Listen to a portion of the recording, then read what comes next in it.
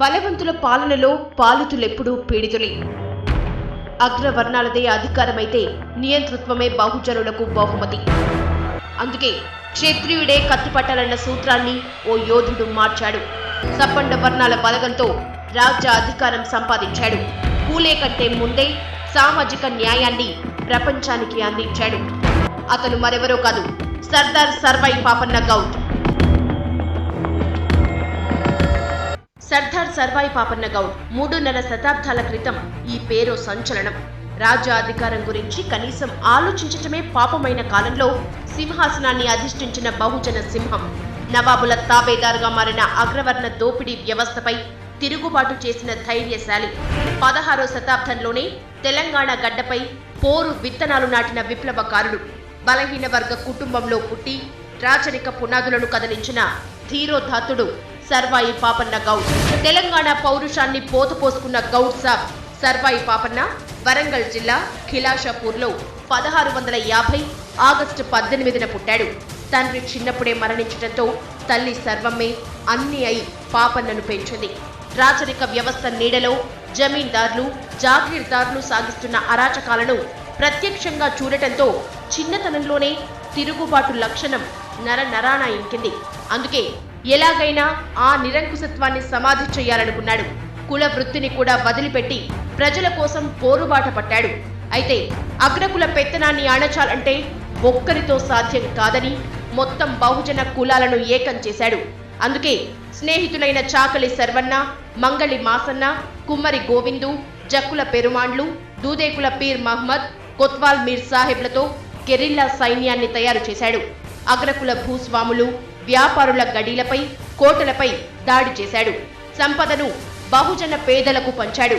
గడీల్లో బందీలుగా మగ్గుతున్న అణగారిన కులాల ప్రజలను విడిపించాడు.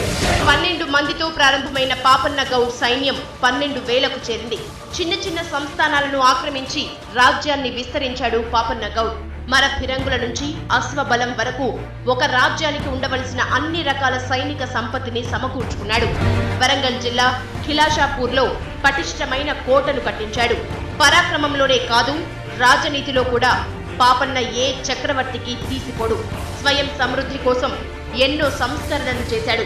స్థానిక భూస్వాములు, పెత్తందారులు చేసే దౌర్జన్యాలను సహించలేని సర్వాయి పాపన్న ఆనాడు వాళ్ళ మీద తిరుగుబాటు బావుట ఎగరవేసిండు. కుల వృత్తులను ప్రోత్సహించాడు. వేలాది ఎకరాల్లో తాటి, ఈత, జీలుగు చెట్లను నాటించాడు. ఒక బహుజనుడు రాజ్యపాలన చేయటాన్ని అగ్రవర్ణాలు తట్టుకోలేకపోయాయి. అగ్రవర్ణ పెత్తందారులు మొఘల్ పాలకులతో చేతులు కలిపారు. దీంతో 1706లో పాపన్నపై దాడి చేసేందుకు మొఘల్ సేనాని రుస్తుం ఖాన్ ప్రయత్నించాడు. కానీ పాపన్న బలాన్ని సరిగా అంచనా వేయలేక వెనకడుగు వేశాడు. 1707లో ఔరంగజేబు చనిపోవటంతో మొఘల్ సింహాసనాన్ని బహదూర్ షా అధిష్ఠించాడు. ఈ పరిణామాన్ని అతని తమ్ముడైన బీజాపూర్ సుల్తాన్ మహ్మద్ కామ్ బక్ష్ తట్టుకోలేకపోయాడు. తిరుగుబాటు చేశాడు. ఇలా కుటుంబ గొడవల్లో మొఘలులు ఉండగానే వేలాది మంది సైన్యంతో పాపన్న వరంగల్ కోటను స్వాధీనం చేసుకున్నాడు. మచిలీపట్నంలో ఉన్న డచ్, ఇంగ్లీషు వ్యాపారుల నుంచి పెద్ద ఎత్తున ఆయుధాలు కొన్నాడు. వరంగల్ ముట్టడి విజయవంతమైన తరువాత భువనగిరి ఖిల్లాను తన ఖాతాలో వేసుకున్నాడు. సర్వాయి పాపన్న విజయాలు మొఘల్ చక్రవర్తుల వెన్నులో వణుకు పుట్టించాయి.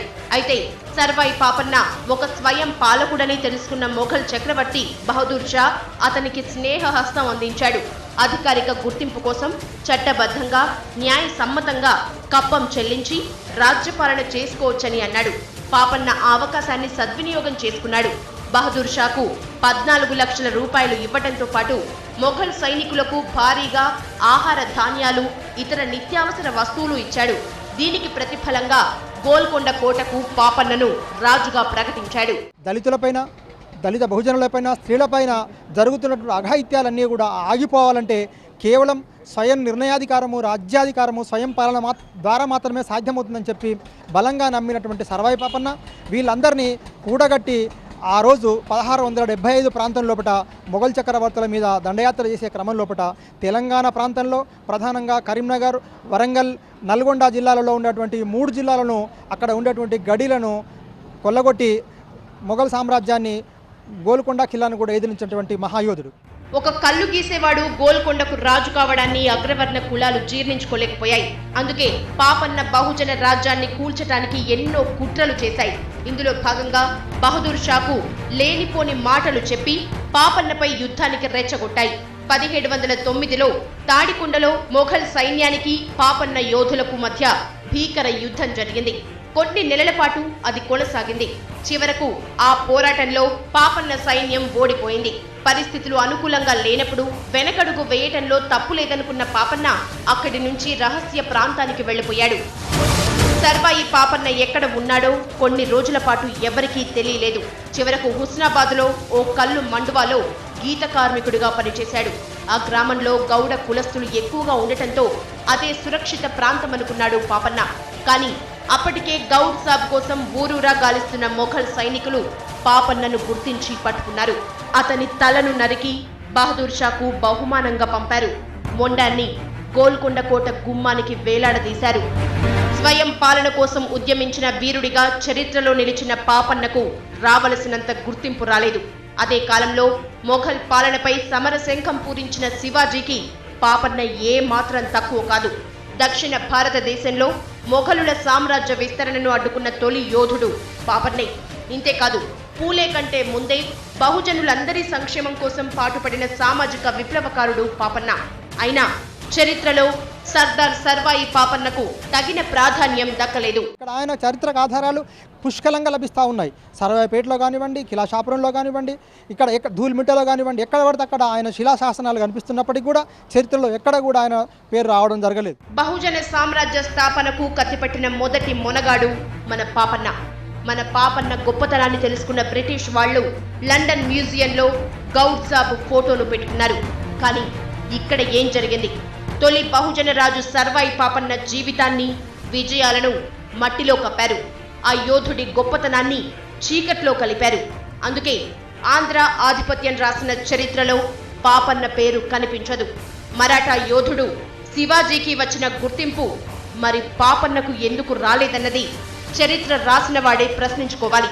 అదే మహారాష్ట్రలో ఛత్రపతి శివాజీది పుస్తకాలలో కానీ దేనిలో కానీ ఛత్రపతి శివాజీ బలహీన వర్గమైన వ్యక్తి అయినప్పటికీ అతని విగ్రహాలు కానీ ఇవి కానీ మనకు మహారాష్ట్రలో చరిత్ర ఉన్నది. ఇతన్ని బడుగు బలహీన వర్గాలు చెందిన వ్యక్తి కాబట్టే చరిత్రలో లేదనుకుంటున్నాం. సీమాంధ్ర పాలకుల వివక్షతో గౌడ్ సాబ్ పోరు నినాదం తెలంగాణలో వినిపించకుండా పోయింది. అయినా అస్తిత్వ పోరాటం చేస్తోన్న తెలంగాణ తన మట్టి మనుషులు చేసిన మహా పోరాటాన్ని తెలుసుకుంటోంది. పాపన్న గౌడు గొప్పతనాన్ని భావితరాలకు అందించేందుకు ఆరాటపడుతోంది.